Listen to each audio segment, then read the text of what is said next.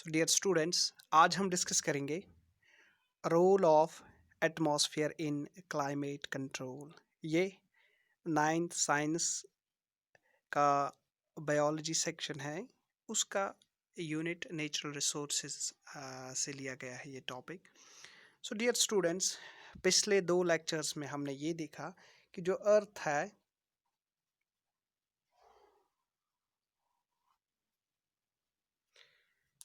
It sustains different life forms।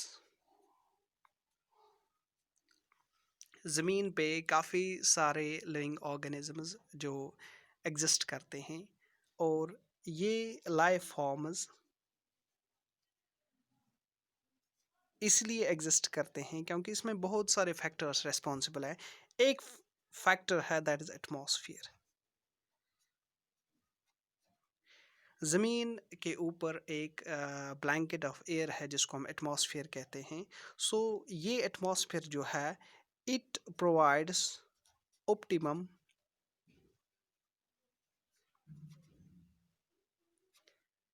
climate climatic conditions।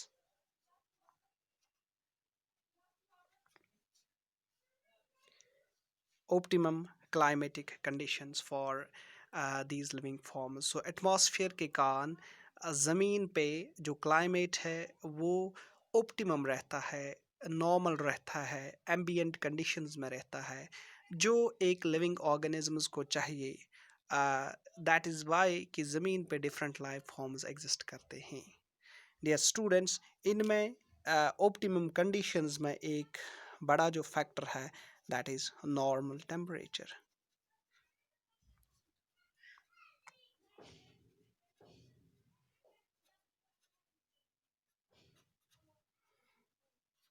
So we can say that atmosphere जो है it is responsible for maintaining atmospheric temperature. Atmosphere ही जो ज़मीन पे earth पे atmosphere ही टेम्परेचर को मेंटेन करता है, जिसके कारण जो डिफरेंट लाइफ फॉर्म्स है वो सरवाइव कर पाते हैं। सो डियर स्टूडेंट्स, यहाँ पे हमें याद रखना होगा कि कौन सा फैक्टर है, किस रीज़न से जो एटमॉस्फेयर है वो इस टेम्परेचर को एम्बियंट बनाता है, इस टेम्परेचर को लिविंग ऑर्गेनिजम्स के लिए फेवरेबल बनाता है। So dear students, that is actually its composition.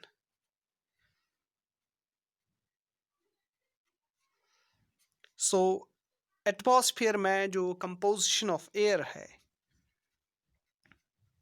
that is able to maintain optimum climatic conditions like normal temperature, due to which जो living organisms है, different living forms है, they are able to exist on its surface। so dear students, यहाँ पे एक अच्छा comparison हमने already पढ़ा है। if we take the example of winds and Mars, dear students, ये दो planets जो है यहाँ पे भी एटमॉस्फेयर प्रेजेंट है।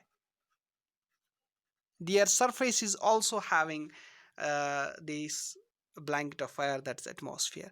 लेकिन ये एटमॉस्फेयर जो है this is not supporting different life forms, यहाँ पे life exist नहीं करती है। so here no life exists। so यहाँ पे reason क्या है?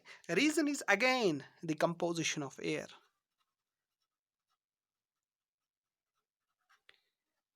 composition of air, dear students, here on these planets the air it contains carbon dioxide and its percentage is 95 to 97%। so in planets पे जो air है वो हम mainly कह सकते हैं that is carbon dioxide। so ये carbon dioxide क्या करता है? sun से जो भी heat radiations आते हैं, this is the sun, जो इन planets के surface पे जब ये रेडिएशंस पहुंचते हैं तो जो ये सरफेसेस स्ट्राइक होने के बाद ये फिर रिफ्लेक्ट होते हैं बैक। डियर स्टूडेंट्स, इनके एटमॉस्फेयर में जो कार्बन डाइऑक्साइड होता है, ये इन रेडिएशंस को प्रिवेंट करता है escape होने में। The amount of carbon dioxide that is present in the air in the atmosphere, it prevents these radiations to escape into the outer space. So carbon dioxide in radiations को accumulate करता है, इन radiations को retain करता है। So जितनी मात्रा में atmosphere में एयर में कार्बन डाइऑक्साइड होगा, उतना ही जो हीट रिटेनिंग कैपेसिटी है, हीट रिटेनिंग कैपेसिटी या पोटेंशियल, या हम ये कह सकते हैं रेडिएशन एक्यूमुलेशन,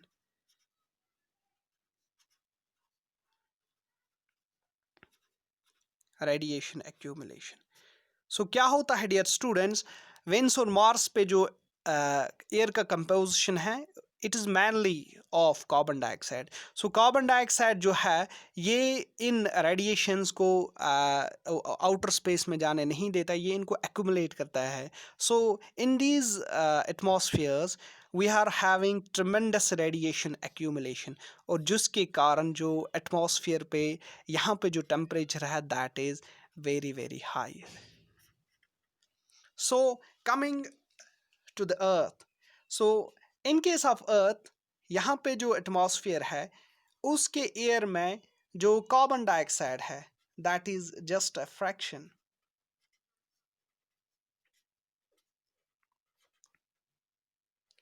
बहुत कम कार्बन डाइऑक्साइड यहाँ पे प्रेजेंट है ज़मीन पे या अर्थ के सरफेस पे, हवा में, और जिसके कारण जो सन से रेडिएशंस आते हैं सन से जो रेडिएशंस आते हैं, सो ज़मीन पे गिरने के बाद ये रिफ्लेक्ट होते हैं, जिनको हम टेरेस्ट्रियल रेडिएशंस कहते हैं। और यहाँ पे जो ये कार्बन डाइऑक्साइड होता है, ये इन रेडिएशंस को एक्यूमुलेट करता है। चूँकि ज़मीन पे जो कंसंट्रेशन ऑफ कार्बन डाइऑक्साइड है, that is just a fraction, बहुत कम है, इसलिए यहाँ पे जो टेम्परेचर है, that remains normal, that remains ambient, और I can say it is favourable.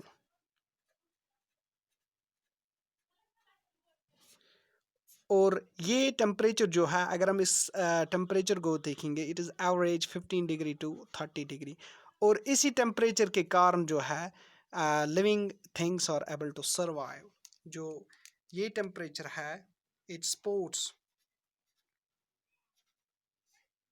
और is the factor for survival of life on अर्थ।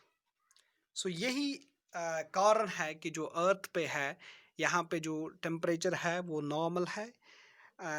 ये टेम्परेचर ज़रूरी है, यही ऑर्गेनिज्म को सस्टेन करता है। This makes the living different living forms that are present on earth to exist, to survive. So this is how the composition of air controls or maintains the climatic conditions on so dear students, हमारे पास दूसरी example है। if we again, this is sun, so we know that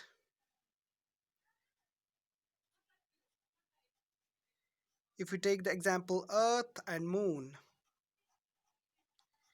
dear students, चांद जो है, moon जो है, और ज़मीन, these both are equidistant, they are equidistant from sun।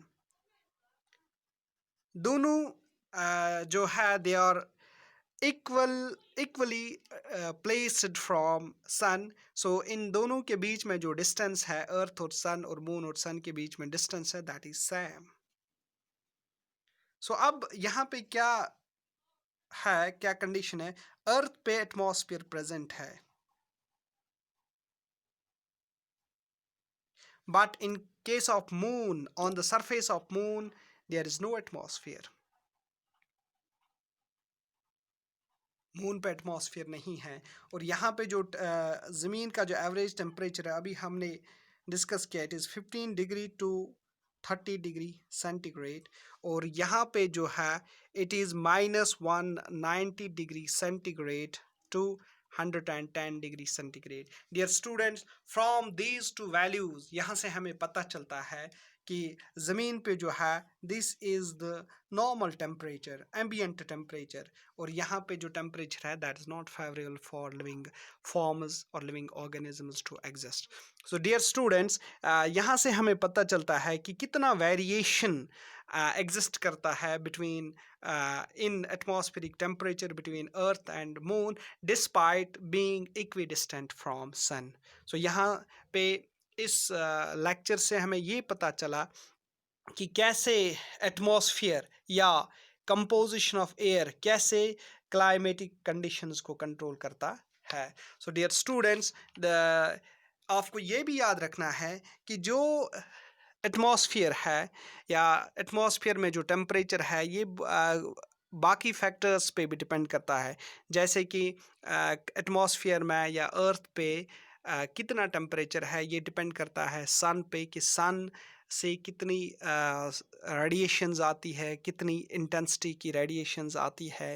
या डिपेंड करता है कि लैंड पे भी टेम्परेचर अलग होता है, या वाटर बॉडीज़ के ऊपर या कुछ एरियाज़ में जहाँ वाटर बॉडीज़ प्रेजेंट होती है वहाँ उस इन कंडीशंस पे भी टेम्परेचर ऑफ अर्थ डिपेंड करता है। सो डियर स्टूडेंट्स, एटमॉस्फेयर जो है ये actually bad conductor of heat है। ये एटमॉस्फेयर जो है ये अर्थ का जो एवरेज टेम्परेचर है उसको मेंटेन करता है, जो हमने देखा। दिन का जो टेम्परेचर है उसको मेंटेन करता है, या पूरे साल जो अर्थ पे टेम्परेचर रहता है उसको भी मेंटेन करता है। दिन में ये टेम्परेचर को ज़्यादा इंक्रीज़ नहीं होने देता है, या रात में भी जो कूलिंग होती है उसको भी उतनी फास्ट ये होने नहीं देता है। सो in a nutshell we can say जो atmosphere है it is having a very very important role in maintaining climatic conditions, in maintaining optimum or normal temperature for different living forms which are able to survive on earth. So this was today's lecture. Thanks.